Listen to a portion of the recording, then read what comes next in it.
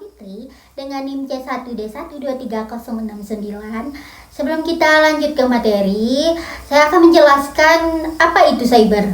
Cyber security adalah upaya untuk melindungi sistem komputer, jaringan, program, dan data dari serangan digital, akses tidak sah, kerusakan, atau pencurian. Tujuannya menjaga kerahasiaan, integrasi, dan ketersediaan informasi.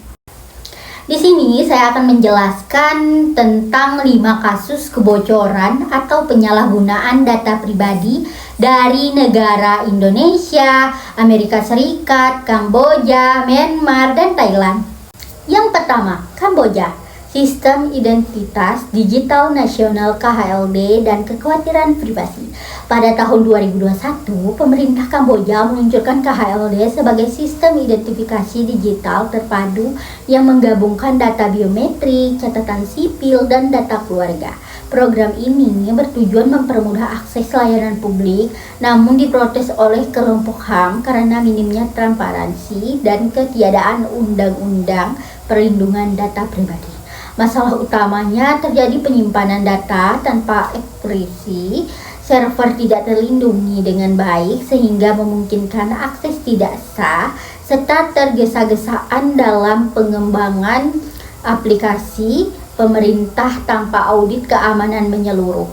Dampaknya itu program KHLD mendapatkan kritik keras dari Amnesty International dan Human Rights Watch, serta menyebabkan turunnya kepercayaan masyarakat terhadap digitalisasi sektor publik. Yang kedua, Indonesia. Kebocoran data dari aplikasi Peduli Lindungi pada tahun 2021, Electronic Health Alert Card yang terintegrasi dalam aplikasi Peduli Lindungi ditemukan memiliki kerentanan keamanan serius oleh peneliti dari FPN Mentor. Data yang rentan diakses mencakup hasil tes COVID-19, informasi kontak pengguna, hingga informasi rumah sakit dan staf medis. Masalah utamanya yang pertama itu ada penyimpanan data tanpa enkripsi, yang kedua server tidak terlindungi dengan baik, memungkinkan akses tidak sah, yang ketiga ketergesa-gesaan dalam pengembangan aplikasi pemerintah tanpa audit keamanan menyeluruh. Dampaknya ada 2. Yang pertama itu ada reputasi buruk terhadap aplikasi kesehatan nasional.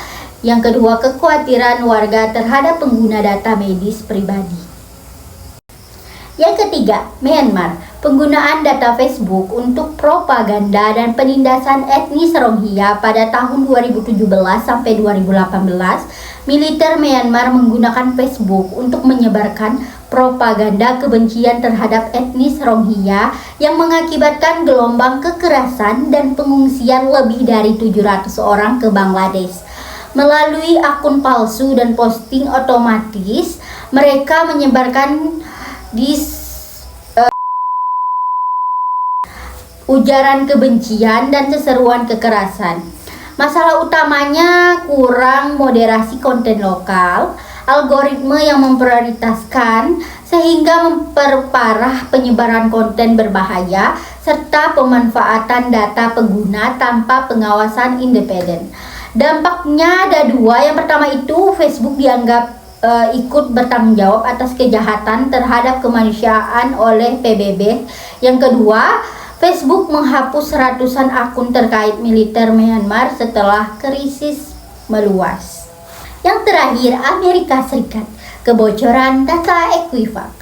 Pada tahun 2017, salah satu lembaga pelapor kredit terbesar di Asia mengalami pelanggaran data besaran yang mengekspos informasi pribadi 147 juta warga Amerika Serikat, termasuk SSN, nomor jaminan sosial, tanggal lahir, alamat, dan riwayat kredit.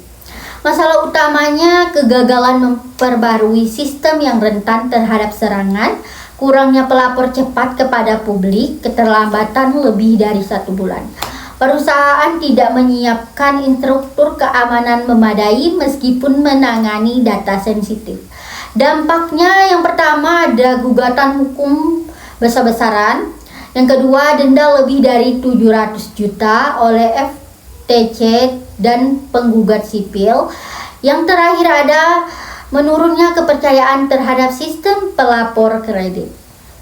Dapat disimpulkan dari kelima kasus menunjukkan bahwa kebocoran dan penyalahgunaan data pribadi terjadi akibat minimnya perlindungan hukum, lemahnya keamanan teknologi, dan kekurangan transparansi dalam pengelolaan data digital, baik pemerintah maupun sektor swasta di berbagai negara seperti Kamboja, Indonesia, Myanmar, Thailand, hingga Amerika Serikat. Menghadapi tantangan serius dalam menjaga hak privasi warga. Tanpa regulasi ketat, penerapan prinsip HAM, serta pengawasan terhadap teknologi digital dan AI, sistem digital berpotensi menjadi alat pengawasan diskriminasi atau penyalahgunaan kekuasaan.